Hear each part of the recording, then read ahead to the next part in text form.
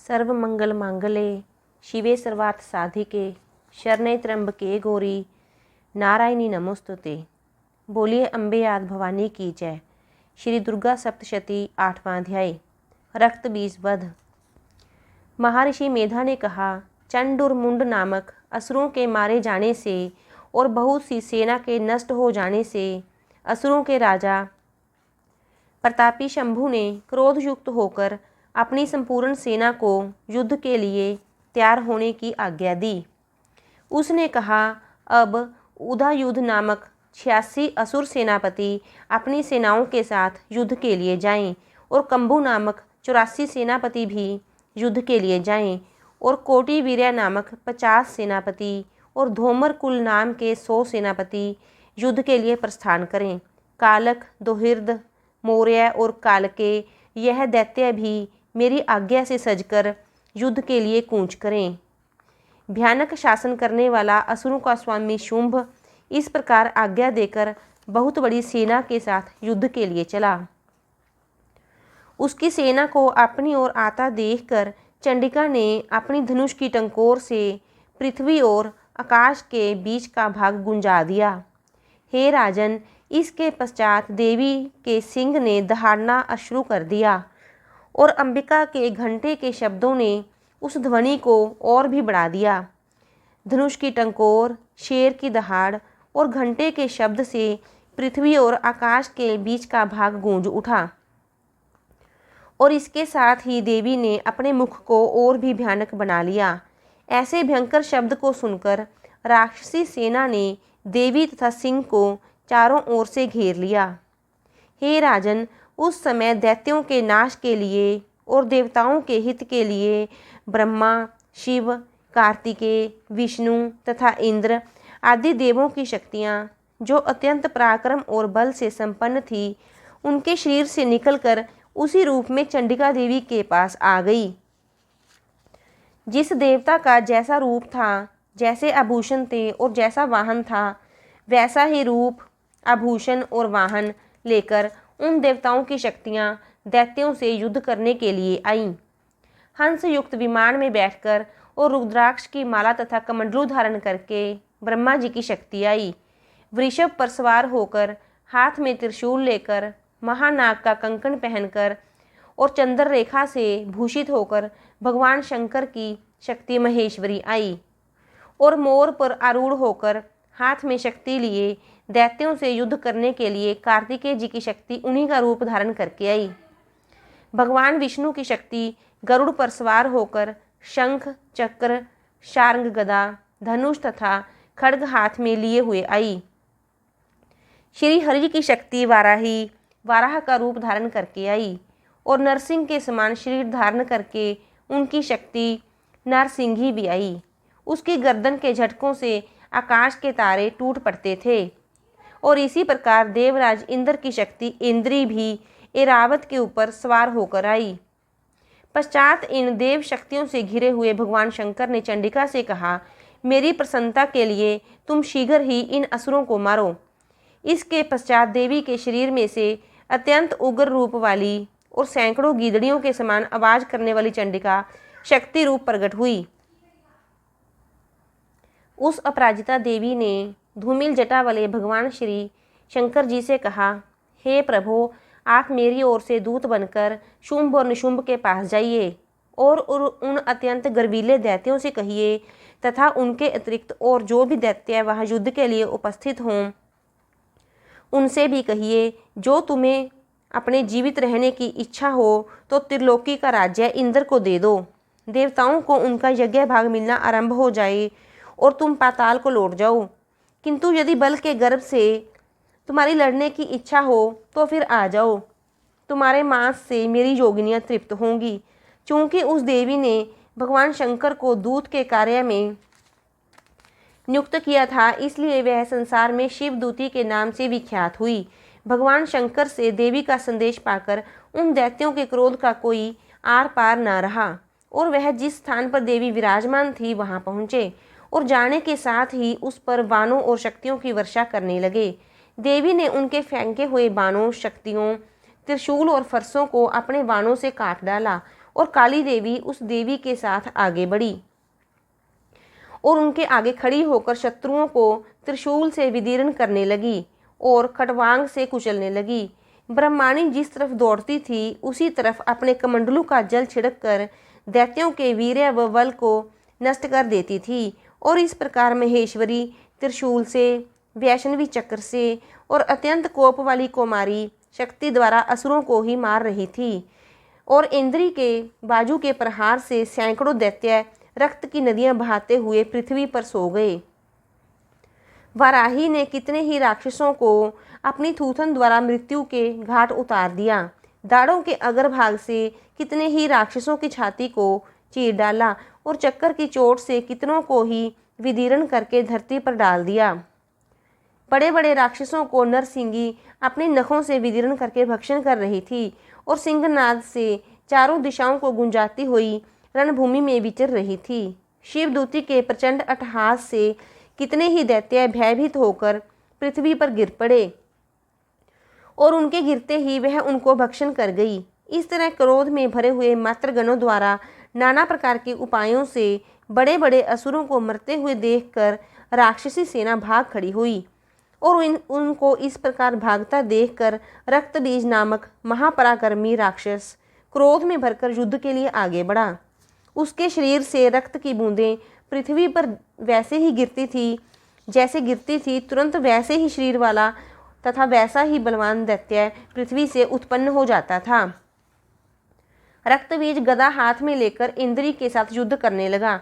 जब इंद्री शक्ति ने अपने वज्र से उसको मारा तो घायल होने के कारण उसके शरीर से बहुत सा रक्त बहने लगा और उसकी प्रत्येक बूंद से उसके समान ही बलवान तथा महापराक्रमी अनेकों दैत्य भयंकर रूप से प्रकट हो गए। वह सब के सब दैत्य बीज के समान ही बलवान तेज वाले थे। वह भी भयंकर अस्त्र शस्त्र लेकर देवियों के साथ लड़ने लगे। जब इंद्री के वज्र प्रहार से उसके मस्तक पर चोट लगी और रक्त बहने लगा तो उसमें से हजारों ही पुरुष उत्पन्न हो गए। वैष्णवी ने चक्कर से और इंद्री ने गदा से रक्तबीज को चोट पहुंचाई और वैष्णवी के चक्कर से घायल होने पर उसके शरीर से जो रक्त बहा उससे हजारों महाअसुर उत्पन्न हुए जिनके द्वारा यह संपूर्ण जगत व्याप्त हो गया। कुमारी ने शक्ति से, वराही ने खड्ग से और माहेश्वरी ने त्रिशूल से उसको घायल किया। इस प्रकार क्रोध में भरकर उस महादैत्य ने सब मात्र शक्तियों पर पृथक पृथक गदा से प्रहार किया और माताओं ने शक्ति और शूल इत्यादि से उसको जो बार बार घायल किया उससे सैकड़ों महादैत्य उत्पन्न हुए और इस प्रकार उस रक्तबीज के रुधिर से उत्पन्न हुए असुरों से संपूर्ण जगत व्याप्त हो गया जिससे देवताओं को भय हुआ। देवताओं को भयभीत देखकर चंडिका ने काली से कहा, हे चामुंडे, अपने मुख को बड़ा करो और मेरे शस्त्रघात से उत्पन्न हुए रक्त बिंदुओं तथा रक्त बिंदुओं से उत्पन्न हुए महाअसुरों को तुम अपने इस मुख से भक्षण करती जाओ। इस प्रकार रक्त बिंदुओं से उत्पन्न हुए महाअसुरों को तुम अपने मुख से भक्षण करती जाओ। इस प्रकार भक्षण करती हुई तुम रणभूमि में विचरो। इस प्रकार करने से यह दैत्य नष्ट हो जाएगा। तुम्हारे भक्षण करने के कारण अन्य दैत्य उत्पन्न नहीं होंगे। काली से इस प्रकार कहकर चंडिका देवी ने रक्तबीज पर अपने त्रिशूल से प्रहार किया और काली देवी ने अपने मुख में उसका रक्त ले लिया। तब उसने गदा से चंडिका पर प्रहार किया। प्रहार से चंडिका को तनिक भी कष्ट न हुआ, किंतु रक्तबीज के शरीर से बहुत सा रक्त बहने लगा। लेकिन उसके गिरने के साथ ही काली ने उसको अपने मुख में ले लिया। काली के मुख में उस रक्त से जो असुर उत्पन्न हुए उनको उसने भक्षण कर लिया और रक्त को पीती गई। तदंतर देवी ने रक्तबीज को, जिसका कि खून काली ने पिया था, चंडिका ने उस दैत्य को वज्र, बाण, खड्ग तथा ऋषि इत्यादि से मार डाला। हे राजन, अनेक प्रकार के शस्त्रों से मारा हुआ और खून से वंचित वह महादैत्य रक्तबीज पृथ्वी पर गिर पड़ा। हे राजन, उसके गिरने से देवता अत्यंत प्रसन्न हुए और माताएं उन असुरों का रक्त पीने के पश्चात उद्धित होकर नृत्य करने लगी। 9वां अध्याय निशुंभ वध। राजा ने कहा, हे ऋषिराज, अपने रक्तबीज के वध से संबंध रखने वाला वृत्तांत मुझे सुनाया। अब मैं रक्तबीज के मरने के पश्चात क्रोध में भरे हुए शुंभ व निशुंभ ने जो कर्म किया वह सुनना चाहता हूँ। महर्षि मेधा ने कहा, रक्तबीज के मारे जाने पर शुंभ और निशुंभ को बड़ा क्रोध आया और अपनी बहुत बड़ी सेना का इस प्रकार सर्वनाश होते देखकर निशुंभ देवी पर आक्रमण करने के लिए दौड़ा। उसके साथ बहुत से बड़े बड़े असुर देवी को मारने के लिए दौड़े और महापराक्रमी शुंभ अपनी सेना सहित चंडिका को मारने के लिए बढ़ा। फिर शुंभ और निशुंभ का देवी से घोर युद्ध होने लगा और वह दोनों असुर इस प्रकार देवी पर बाण फेंकने लगे जैसे मेघों से वर्षा हो रही हो। उन दोनों के चलाए हुए बाणों को देवी ने अपने बाणों से काट डाला और अपने शस्त्रों की वर्षा से उन दोनों दैत्यों को चोट पहुंचाई। निशुंभ ने तीक्ष्ण तलवार और चमकती हुई ढाल लेकर देवी के सिंह पर आक्रमण किया। अपने वाहन को चोट पहुंची हुई देखकर देवी ने अपने कुशुरपर नामक वाण से निशुंभ की तलवार व ढाल दोनों को ही काट डाला। तलवार और ढाल कट जाने पर निशुंभ ने देवी पर शक्ति से प्रहार किया। देवी ने अपने चक्कर से उसके 2 टुकड़े कर दिए। फिर क्या था, दैत्य मारे क्रोध के जल भुन गया और उसने देवी को मारने के लिए उसकी ओर शूल फेंका, किंतु देवी ने अपने मुक्के से उसको चूर चूर कर डाला। फिर उसने देवी पर गदा से प्रहार किया। देवी ने त्रिशूल से गदा को भस्म कर डाला। इसके पश्चात वह फरसा हाथ में लेकर देवी की ओर लपका। देवी ने अपने तीखे बाणों से उसे धरती पर सुला दिया। अपने पराक्रमी भाई निशुंभ के इस प्रकार मरने पर शुंभ क्रोध में भरकर देवी को मारने के लिए दौड़ा। वह रथ में बैठा हुआ उत्तम आयुधों से सुशोभित अपनी 8 बड़ी बड़ी भुजाओं से सारे आकाश को ढके हुए था। शुंभ को आते हुए देखकर देवी ने अपना शंख बजाया और धनुष की टंकोर का भी अत्यंत दुस्सह शब्द किया। साथ ही अपने घंटे के शब्द से, जो कि संपूर्ण दैत्य सेना के तेज को नष्ट करने वाला था, संपूर्ण दिशाओं को व्याप्त कर दिया। इसके पश्चात देवी के सिंह ने भी अपनी दहाड़ से, जिसे सुन बड़े बड़े बलवानों का मद चूर चूर हो जाता था, आकाश, पृथ्वी और 10 दिशाओं को पूरित कर दिया। फिर आकाश में उछलकर काली ने अपने दांतों तथा हाथों को पृथ्वी पर पटका। उसके ऐसा करने से ऐसा शब्द हुआ जिससे कि उससे पहले के सारे शब्द शांत हो गए। इसके पश्चात शिवदूती ने असुरों के लिए भय उत्पन्न करने वाला अट्टहास किया, जिसे सुनकर सब दैत्य थर्रा उठे और शुंभ को बड़ा क्रोध हुआ। फिर अंबिका ने उसे, अरे दुष्ट, खड़ा रह कहा तो आकाश से सभी देवता जय हो बोल उठे। शुंभ ने वहां आकर ज्वालाओं से युक्त एक अत्यंत भयंकर शक्ति छोड़ी, जिसे आते देखकर देवी ने अपनी मोहोलका नामक शक्ति से काट डाला। हे राजन, फिर शुंभ के सिंहनाद से तीनों लोक व्याप्त हो गए और उसकी प्रतिध्वनि से ऐसा घोर शब्द हुआ जिसने इससे पहले के सब शब्दों को जीत लिया। शुंभ के छोड़े बाणों को देवी ने और देवी के छोड़े बाणों को शुंभ ने अपने बाणों से काट सैकड़ों और हजारों टुकड़ों में परिवर्तित कर दिया। इसके पश्चात जब चंडिका ने क्रोध में भर शुंभ को त्रिशूल से मारा तो वह मूर्छित होकर पृथ्वी पर गिर पड़ा। जब उसकी मूर्छा दूर हुई तो वह धनुष लेकर आया और अपने बाणों से उसने काली तथा सिंह को घायल कर दिया। फिर उस राक्षस ने 10,000 भुजाएं धारण करके चक्रादि आयुधों से देवी को आच्छादित कर दिया। तब भगवती दुर्गा ने कुपित होकर अपने बाणों से उन चक्रों तथा बाणों को काट डाला।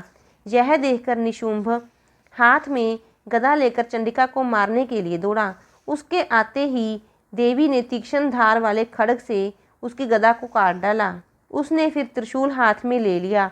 देवताओं को दुखी करने वाले निशुंभ को हाथ में लिए हुए आता देखकर चंडिका ने अपनी शूल से उसकी छाती पर प्रहार किया और उसकी छाती को चीर डाला। शूल विदीर्ण हो जाने पर उसकी छाती में से एक उस जैसा ही महापराक्रमी दैत्य ठहर जा कहता हुआ निकला। उसको देखकर देवी ने बड़े जोर से ठहाका लगाया।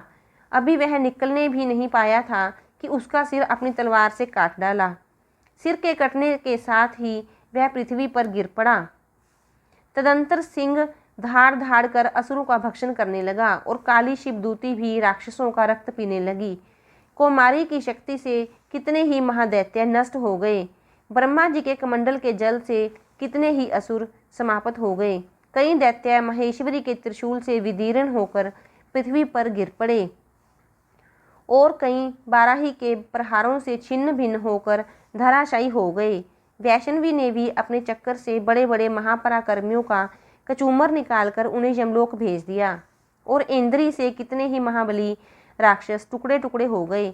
कई दैत्य मारे गए, कई भाग गए, कितने ही काली, शिवदूती और सिंह ने भक्षण कर लिए। बोलिए अम्बे याद भवानी की जय, शिव शंकर भगवान की जय, श्री राधे श्याम भगवान की जय।